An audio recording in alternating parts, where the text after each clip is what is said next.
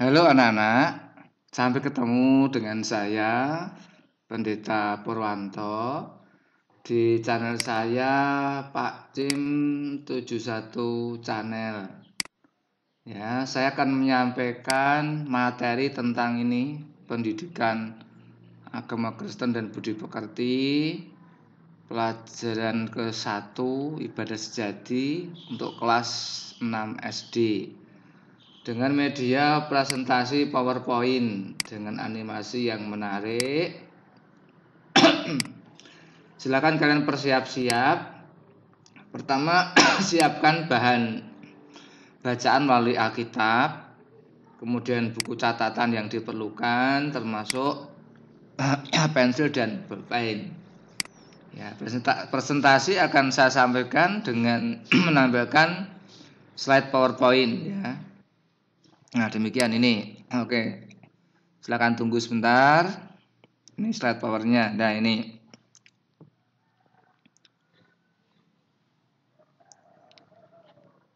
Pendidikan agama Kristen dan budi pekerti kelas 6 SD.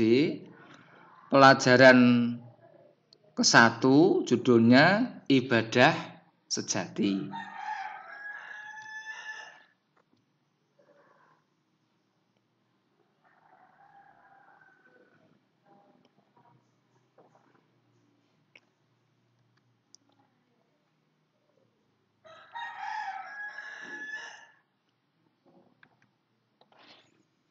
Bahan bacaannya silakan kalian siapkan, yaitu dari Roma pasal 12 ayat 1 sampai 2, kemudian Yakobus 1 ayat 26 sampai 27.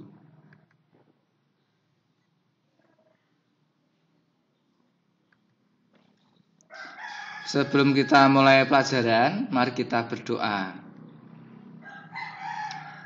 Ya Tuhan Allah Bapa kami yang ada di surga, kami bersyukur kepadamu ya Tuhan karena Engkau mengaruniakan berbagai berkat dalam kehidupan kami pada hari ini. Berkatilah kami ya Tuhan agar kami memahami kehendak firman-Mu, sehingga Engkau memampukan kami mewujudkan hidup kami sebagai persembahan yang hidup, sebagai ibadah yang sejati. Di dalam nama Yesus kami berdoa, amin.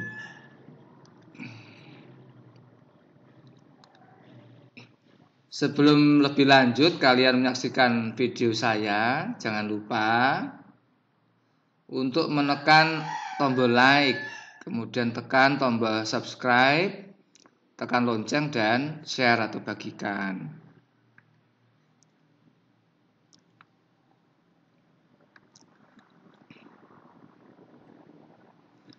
Sekarang penjabaran pelajaran 1 atau bab 1 dengan judul ibadah sejati adalah sebagai berikut. Yang pertama pada bagian A akan dibahas tentang pengantar. Pada bagian B kita akan belajar dari Alkitab. Pada bagian C pendalaman materi tentang ibadah yang sejati. Nah, pada bagian D menghayati makna ibadah yang sejati. Kemudian pada bagian E atau terakhir yaitu rangkuman. Dan terakhir penutup.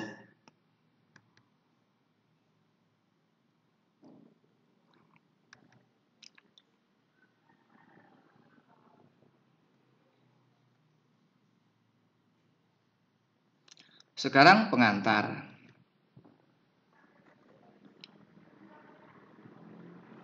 Ini ada sebuah cerita, simak ya. Dalam perjalanan pulang sekolah, Anto melihat seorang bapak sedang tidur di emperan toko. Bapak itu kelihatannya sakit. Ia berdoa dalam hati, Tuhan, kasihan sekali bapak ini. Mengapa ia sakit? Tolonglah bapak ini ya Tuhan. Setelah itu Anto bertemu dengan seorang nenek yang sedang menarik gerobak. Nenek itu seorang pemulung. Anto memandang si nenek dan berdoa dalam hatinya. Tuhan, mengapa nenek ini bekerja begitu berat? Padahal ia sudah tua.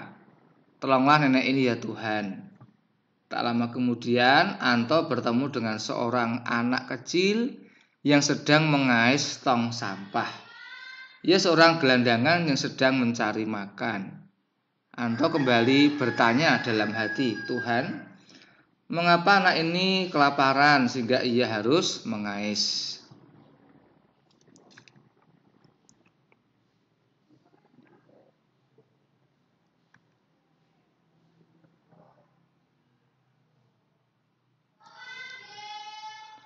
Kita lanjutkan ceritanya. Setibanya di rumah, peristiwa itu terus membayangi. Kemudian Anto bergegas menemui ibunya. Dengan tidak sabar, Anto langsung menceritakan kejadian itu. Ia begitu mengeluh mengapa Tuhan tidak melakukan sesuatu kepada mereka. Ibunya menyadarkan Anto dan berkata, "Mengapa kamu mengeluh? Tidak sepantasnya kamu marah atau menyalahkan Tuhan. Tuhan tidak tinggal diam. Tuhan tentu berbuat sesuatu. Tuhan sudah bertindak. Tuhan menciptakan kita umat manusia agar kita dapat saling menolong. Tuhan menghadirkan kamu di dunia agar kamu bisa melakukan sesuatu bagi mereka. Kalau begitu, apa yang dapat kamu lakukan untuk membantu mereka?" Dari cerita tadi, jawablah pertanyaan berikut. 1. Apa makna cerita di atas bagi kamu? 2. Jika kamu adalah Anto, tindakan apa yang akan kamu lakukan ketika bertemu dengan salah satu dari ketiga orang dalam cerita di atas?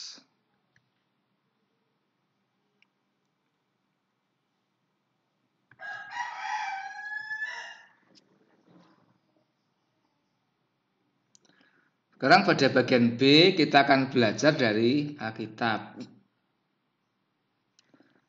1. Bacalah surat Roma 12 ayat 1 sampai 2 dan surat Yakobus pasal 1 ayat 26 sampai 27.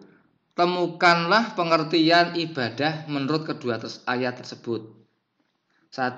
Ibadah menurut Roma 12 ayat 1 sampai 2 adalah: B. Ibadah menurut Yakobus pasal 1 ayat 26 sampai 27 adalah.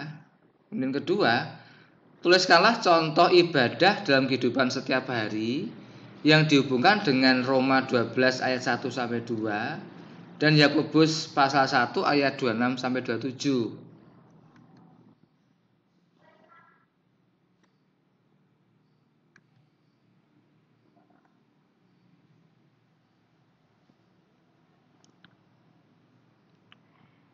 Sekarang bagian C, pendalaman materi tentang ibadah yang sejati. Tahukah kamu apa yang dimaksud dengan ibadah yang sejati? Ibadah yang sejati adalah ibadah yang murni, ibadah yang sesungguhnya atau ibadah yang benar kepada Tuhan. Ada juga yang mengartikan sebagai ibadah yang kudus dan berkenan kepada Tuhan. Kata ibadah seringkali disalahartikan. Ibadah kadang hanya diartikan sebagai upacara keagamaan, yaitu kebaktian yang dilakukan di gereja, sekolah, atau rumah. Padahal ibadah memiliki pengertian yang luas. Ibadah tidak hanya menyangkut persekutuan atau kegiatan di gereja dan rumah-rumah ibadah, melainkan berhubungan dengan seluruh sikap hidup kita setiap hari di hadapan Tuhan.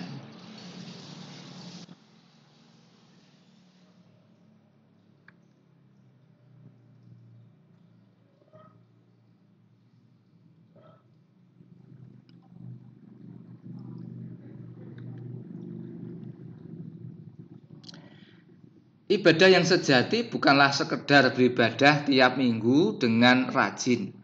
Tidak juga terbatas pada menyanyi, berdoa, dan membaca firman Tuhan saja. Surat Yakobus 1 ayat 26-27 mencatat bahwa ibadah yang murni adalah ibadah yang benar, adalah mengendalikan lidah, mengunjungi yatim piatu dan janda-janda.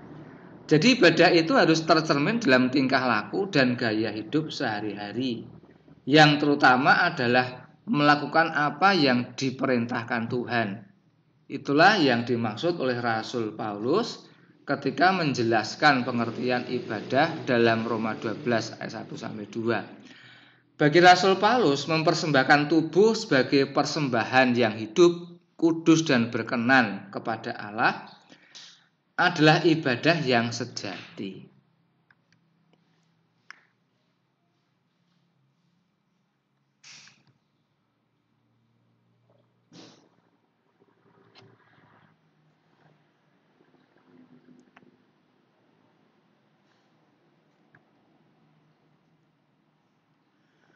Mempersembahkan tubuh jangan diartikan secara harfiah. Mempersembahkan tubuh artinya memberikan atau mengabdikan semua pikiran, perkataan, dan perbuatan kita kepada Tuhan. Oleh karena itu, apapun yang kita pikirkan, yang kita katakan, kita lakukan, semuanya harus sesuai kehendak Tuhan dan berkenan kepadanya. Itulah yang dimaksud dengan ibadah yang sejati. Oleh karena itu, segala tindakan yang kelihatan seperti berdoa, berbakti, membaca Alkitab, menolong orang lain, berbuat baik harus dilakukan dengan tulus dan jujur di hadapan Tuhan. Tidak bersandiwara atau berpura-pura, sebab Allah menyelidiki dan melihat ketulusan hati kita, bukan sekedar tindakan yang kelihatan.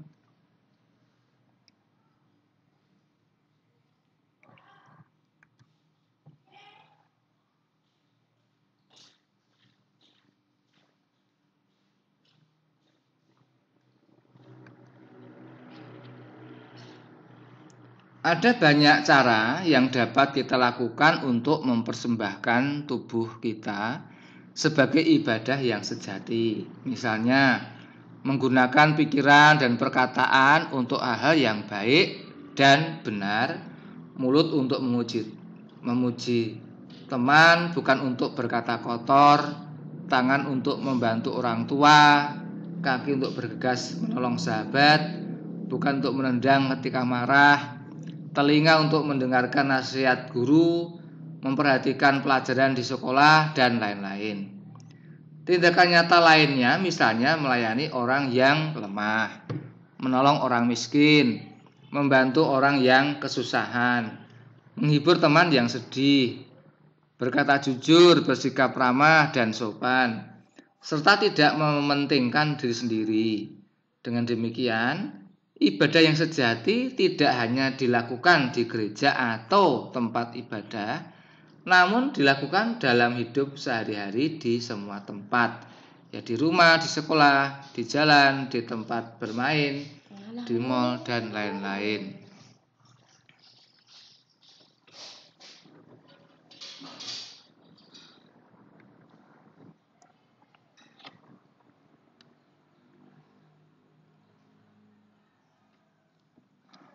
Sekarang pada bagian D ini akan dibahas menghayati makna ibadah yang sejati. Jawablah pertanyaan berikut ini. A. Apa yang kamu pahami tentang ibadah yang sejati? B. Sebutkan contoh-contoh ibadah sejati dalam tindakan hidup setiap hari. C. Bacalah kembali Roma 12 ayat 1-2. Apa arti perkataan Rasul Paulus dengan kalimat berikut ini? Ibadah sebagai tindakan mempersembahkan tubuh. 2. Buatlah sebuah puisi yang menceritakan pengalamanmu dalam mempraktekkan ibadah sejati berdasarkan pengertian Roma 12 ayat 1-2 dan Yakobus 1 ayat 26-27. Misalnya menuliskan pengalaman ketika mengunjungi anak yatim piatu di panti asuhan. 3. Buatlah majalah dinding pribadi yang memperlihatkan ibadah yang benar.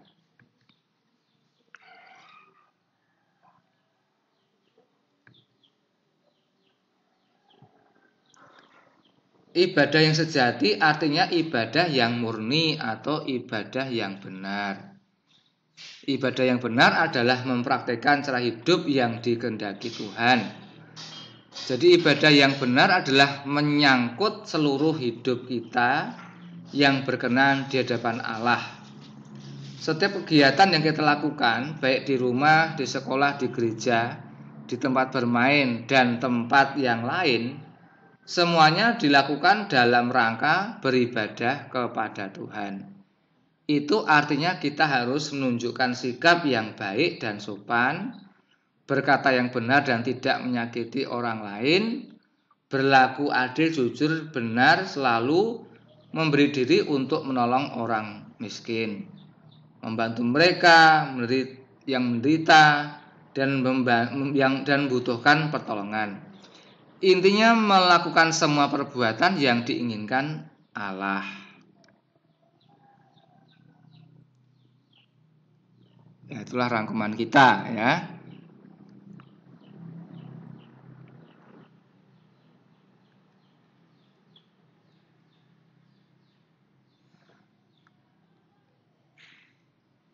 Nah, demikian dahulu pelajaran kali ini. Sampai jumpa pada kesempatan berikutnya. Tuhan Yesus memberkati. Amin.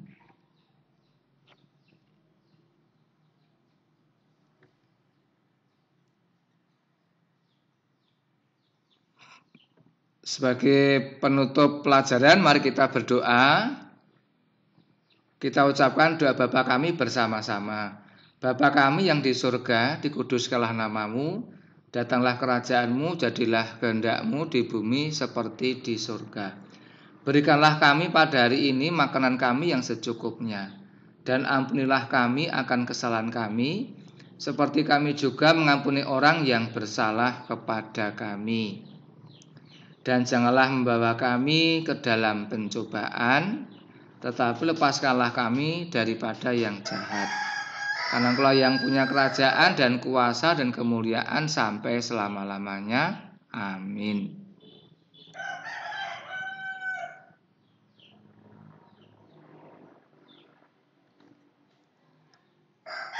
Menghayati terus atau mengingat-ingat terus ajaran warisan iman gereja perdana, kita bersama-sama mengucapkan 12 pengakuan iman rasuli. 1. Aku percaya kepada Allah Bapa yang Maha Kuasa, Khalik langit dan bumi, dan kepada Yesus Kristus, Anak yang tunggal Tuhan kita, yang dikandung daripada Roh Kudus, lahir dari anak darah Maria. 4. Yang menderita sengsara di bawah pemerintahan Pontius Pilatus, disalibkan, mati dan dikuburkan, turun ke dalam kerajaan maut. 5. Pada hari yang ketiga bangkit pula dari antara orang mati. 6. Naik ke surga, duduk di sebelah kanan Allah Bapa yang Maha Kuasa. 7. Dan akan datang dari sana untuk menghakimi orang yang hidup dan yang mati. 8. Aku percaya pada Roh Kudus.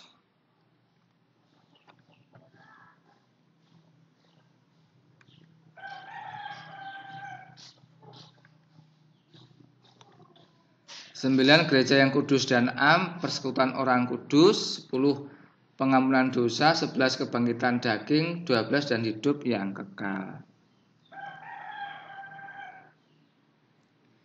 Ya, sekali lagi, setelah menyaksikan video saya, jangan lupa untuk menekan tombol like-nya, kemudian menekan tombol subscribe, menekan lonceng atau belnya, dan kemudian share atau bagikan. Ya, demikian dahulu pelajaran saya kali ini dengan media PowerPoint, kiranya bermanfaat untuk kalian. Ya, sampai jumpa lagi pada video berikutnya dengan topik materi yang berbeda. Mudah-mudahan bermanfaat untuk kalian. Ya.